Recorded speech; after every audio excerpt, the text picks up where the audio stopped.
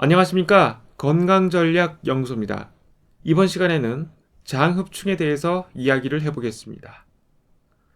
장흡충 하면 어떤 기생충이 떠오르시나요? 우리에게 감염률은 매우 높지만 잘 알려지지 않은 장흡충이 있었고요. 또 우리에게 감염될 가능성은 전혀 없지만 실제로 감염되지 않지만 매우 잘 알려진 장흡충도 있었습니다. 그 장흡충은 암과 에이즈까지 발생시킨다고 합니다. 주간 건강전략 1회에서 말씀드렸듯이 기생충 감염은 풍토병입니다. 그래서 국가나 지역마다 자주 감염되는 기생충의 종류와 또한 감염 경로가 다릅니다. 그렇기 때문에 많은 분들이 책이나 문헌이나 여러 가지 블로그 이런 자료를 통해서 살펴본 장흡충과 실제 우리나라에서 유행하는 장흡충이 다를 수 있는 것입니다.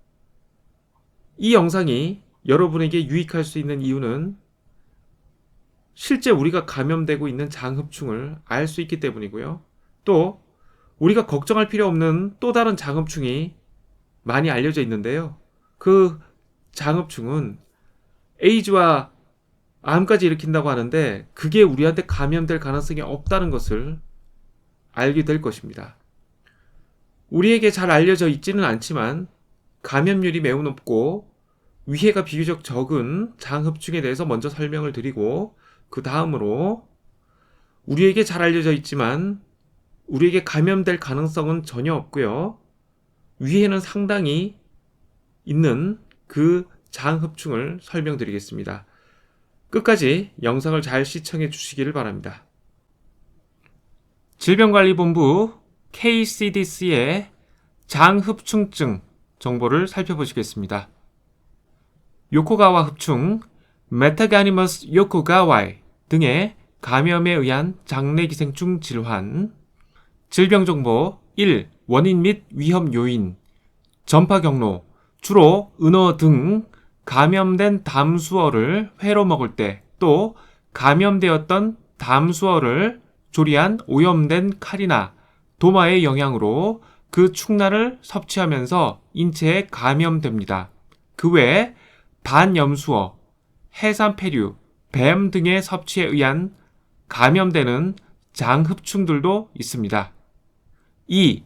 증상, 감염자에서 나타나는 증상은 감염된 장흡충의 종과 감염자의 면역 상태에 따라 다르게 나타나게 됩니다. 감염자의 상당수는 특별한 증상이 없는 경우가 많습니다. 감염 후 7에서 8일 정도 지나면 성충으로 자라 설사, 복통, 고열, 복부 불쾌감, 소화불량, 식욕부진, 피로감 등의 증상을 일으키며 흡수장애 증후군 등 합병증을 일으키기도 하나 사망에까지 이르는 경우는 거의 없습니다. 3. 진단, 담수어회 등의 감염원을 먹고 난 후 관련 증상을 보이는 경우 대변 검사를 통해 장흡충류의 축란을 확인하여 진단합니다. 4. 치료, 프라지칸텔 kg당 10mg 1회 복용으로 치료할 수 있습니다. 5. 예방, 예방은 유행지역에서 담수어, 반염수어, 해산폐류, 뱀 등의 감염원을 날로 먹지 않는 것입니다. 6. 대상별 맞춤 정보, 환자 및 접촉자 관리, 사람 대 사람으로의 전염은 염려하지 않아도 되기 때문에 감염자를 격리하거나 접촉자에 대한 조치는 필요하지 않습니다. 7. 기타 정보, 역학적 특성 1. 세계 현황, 주로 일본, 중국, 대만 등 극동아시아 지방에서 많이 보고되고 있으며 그 외 러시아 동부, 시베리아, 이스라엘, 스페인 발칸반도 등의 지역에서 유행하는 것으로 알려져 있습니다. 2. 국내 현황, 우리나라에서는 요코가와 흡충 등 18종의 인체기생 장흡충류가 보고되고 있으며 아프리카나 중동 지역에서 감염된 수입 증례도 보고되고 있습니다. 2012년 전국적인 조사에 의하면 요코가와 흡충이 0.26%, 참굴 큰입 흡충이 0.02%로 간 흡충과 함께 우리나라의 흔한 기생충 질환 중 하나입니다. 장흡충증은 2010년 12월 법정 감염병 제5군 감염병으로 지정되어 표본 감시되고 있습니다. 질병관리본부 KCDC의 기생충 감염증 표본 감시 감염병 통계 정보를 살펴보시겠습니다. 연도별 신고 건수를 나타낸 그래프를 살펴보시면 노란색으로 표시된 것이 간흡충입니다. 간흡충의 감염이 가장 흔하고요. 붉은색으로 표시된 것이 장흡충증인데요. 장흡충이 그 다음으로 감염이 많은 편입니다. 이제 그래프를 한번 살펴보시겠습니다. 네, 그래프를 보시면 아시겠지만 제일 끝에 장흡충증이 있습니다. 상당히 신고 건수가 많고요. 2019년에는 460건이 보고되었습니다. 가장 감염이 많은 간흡충의 경우에는 2019년에 1042건이 보고되었고요. 그 다음 폐흡충증의 경우에는 2019년에 1건이 보고되었습니다. 참고하실 만한 FAQ가 있어서 살펴보도록 하겠습니다. 장흡충은 인체에 해로운가요? 장흡충은 자연산 민물고기를 즐겨 먹는 사람에게서 쉽게 감염되지만 감염량이 많지 않은 경우에는 가벼운 복통 증상을 보이며 약 2개월 후에는 자연 치유되는 비교적 인체에 피해가 적은 식품 매개성 기생충입니다. 내용에서 보셨듯이 우리나라의 흔한 장흡충은 약 18종 정도로서 그 중에 대표되는 종은 요코가와 흡충입니다. 이 요코가와 흡충은 사람에게 위해가 상당히 적은 편인데요. 그렇지만 감염량이 많을 경우에는 복통이나 설사를 유발할 수가 있습니다. 그리고 치료법도 비교적 간단한데요. 프라지퀀텔 kg당 10mg을 1회만 투여하더라도 제거할 수 있습니다. 이전에 살펴봤던 간흡충, 폐흡충 등에 비해서는 상당히 적은 양의 프라지퀀텔을 1회만 투여하더라도 쉽게 박멸할 수 있는 것이죠. 이러한 장흡충에 감염되더라도 대량 감염이 아니라면 대부분 증상이 없고요. 무증상이죠. 그래서 본인이 감염되었는지조차도 알 수 없고요. 게다가 약 2개월 정도 지나면 알아서 장흡충은 죽습니다. 즉 자연 치유되는 것이죠. 서민 교수님의 책에서 이 요코가와 흡충을 재밌게 다루어 주셨는데요. 그냥 몇 가지 내용만 잠시 살펴보도록 하겠습니다. 서민의 기생충 콘서트라는 책에 나와 있는 내용의 일부입니다. 이 책에서 요코가와 흡충의 그림을 보실 수 있고요. 이렇게 생겼다고 합니다. 그리고 요코가와 흡충의 알은 이렇게 생겼다고 합니다. 요코가와 흡충의 감염원 중 하나인 은어. 이것이 바로 은어입니다. 내용을 조금만 소개해 드리겠습니다. 은어에는 얼마나 많은 유충이 있을까? 지금은 크게 줄었지만 과거에는 물고기를 잡아 기생충이 얼마나 있는지 조사하는 연구가 꽤 많이 이루어졌다. 은어도 당연히 그 대상이었는데 몇 가지만 소개한다. 1982년 보고된 연구에서는 남해안산 은어는 100% 감염돼 있었고 은어 한 마리당 유충 개수는 14,308개였다. 오터가 아니라 14,000개가 맞다. 같은 시기 동해안을 대상으로 한 연구에서는 은어 감염률이 42%, 마리당 개수는 721마리였다. 1990년 강원도 양양의 광정천이라는 하천에서 조사한 결과 감염률은 100%였지만 마리당 개수는 224개였다.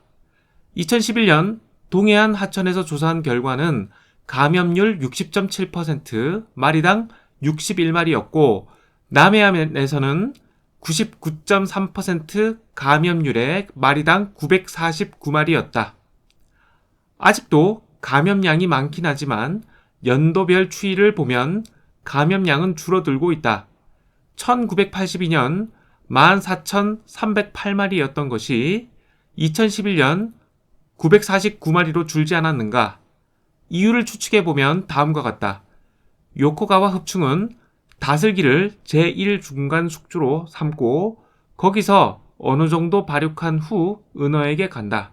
사람은 은어회를 먹을 때 근육에 있는 유충, 즉 피낭유충을 먹고 감염된다. 은어는 물이 아주 깨끗해야 살 수 있는데 하천이 오염됨에 따라 은어의 숫자가 크게 줄었다. 이 책에서 요코가와 흡충에 대해 요약한 내용을 잠시 살펴보겠습니다.